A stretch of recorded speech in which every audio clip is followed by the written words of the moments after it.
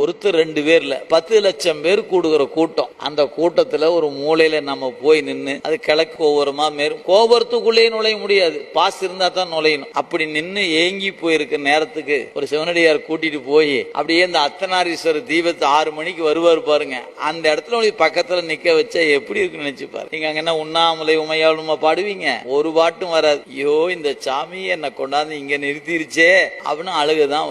அதை அனுபவித்தாத்தான் தெரியும். அந்த மாதிரி ஒன்னொன்னும் நான் எடுத்துக்காட்டுக்கு தான் அண்ணாமலையார சொல்லி இருக்கிறோம். அந்த மாதிரி அவங்கவுங்க வாழ்நாள்ல இறைவன் அருள் செய்கிற திறத்தை உணர்த்தாம இருக்க மாட்டான். நீங்க விரும்புனா உணர்த்திடுவான். நமக்கு தேவை வெறுப்பு மட்டும்தான். அது நம்ம நெஞ்சில வந்துட்டா உணர்த்துதல் அவன் வேலை, உணர்த்திடுவான். அதனால அப்படிப்பட்ட அந்த பெருமான் நான் காண்பேன் என்று நினைக்கக்கூடிய முனைப்பு உடையவர்களுக்கு காண முடியாதவர். அதான் சொன்னார். எனவே காட்சிக்கு காணான், தன் முனைப்பால் காண்போர் காட்சிக்கு வாராதவன்.